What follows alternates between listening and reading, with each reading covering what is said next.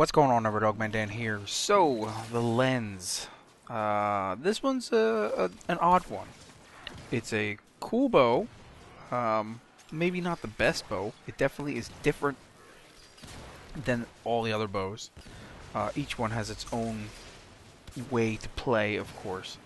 But now that I've put a number of forma into this, and I've run around different setups over the weekend, and I mean, I was back and forth between the simulator trying out millions of different things, and then running a ton of different missions, trying to figure out what's going to be best or optimal in my eyes to play this, the weapon as it is.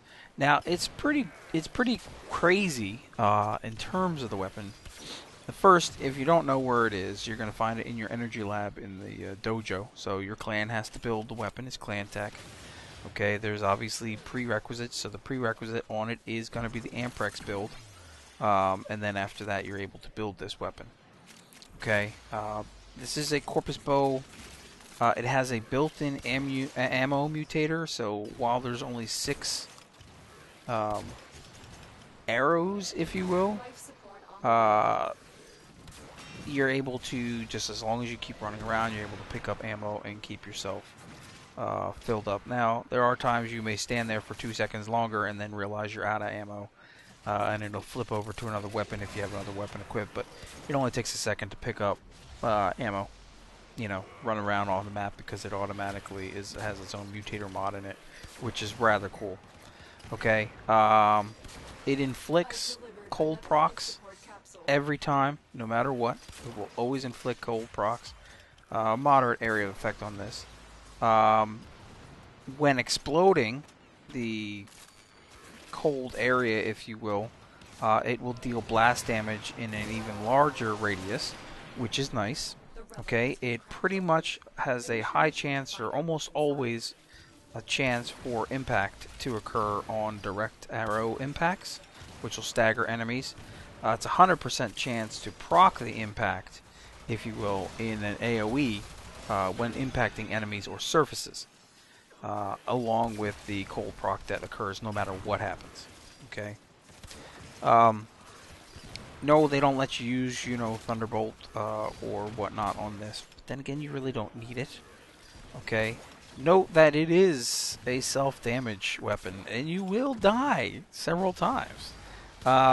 Depending upon how you build this, okay? Highest critical chance of all the weapons along the Amprex Dread and Synops. You can easily achieve orange crits with just your Point Strike mod. You can add other mods in there as well and get even higher.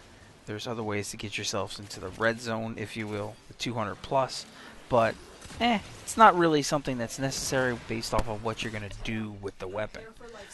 There is a lack of status chance, so procking per se anything other than what's already built in innate wise, which would be, you know, the impact proc, the cold proc regardless, the blast AoE damage regardless.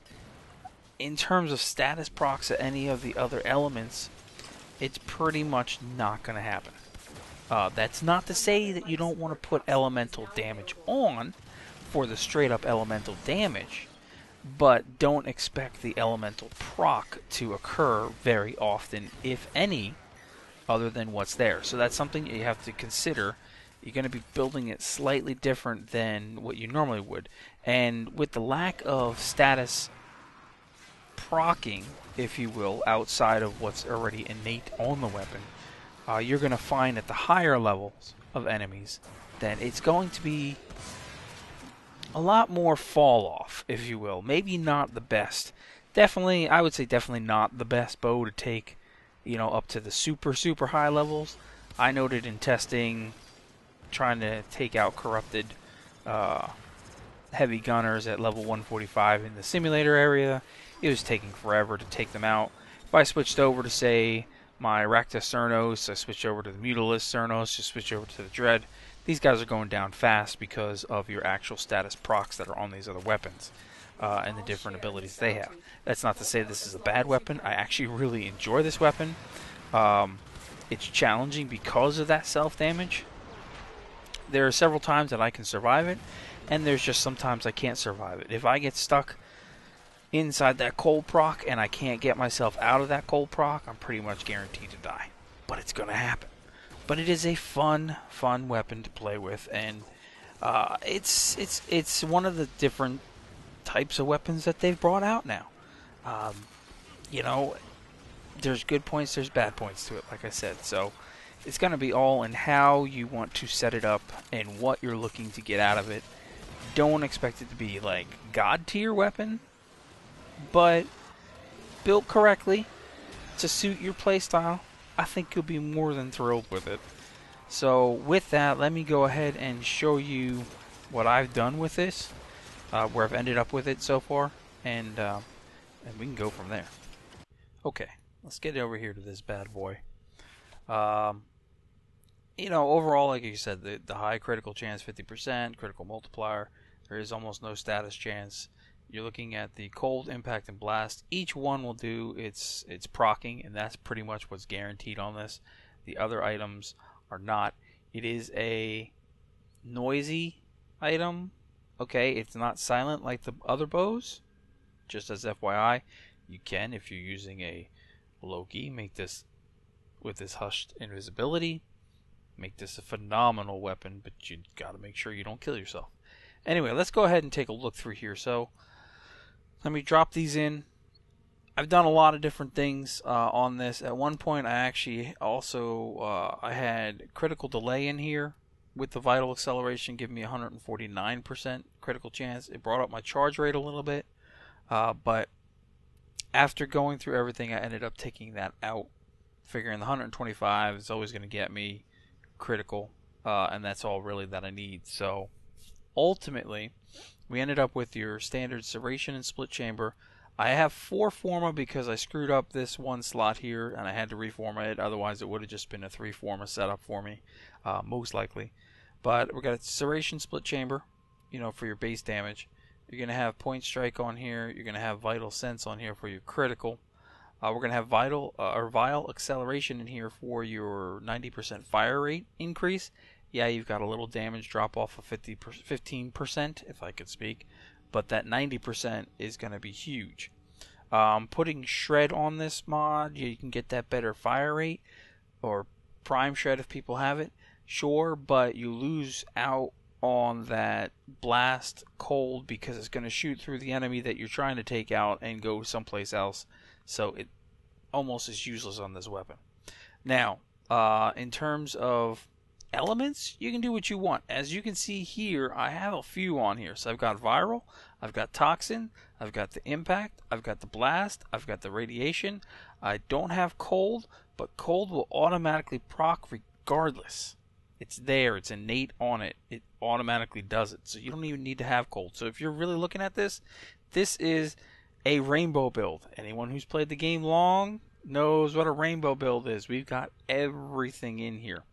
You can change this up really quickly based off of how I have it. Simply take one of these and swap it.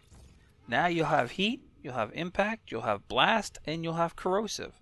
And that's something that you could do. Let's say you want to go against the Corpus. You're going to have a better chance against the Corpus here.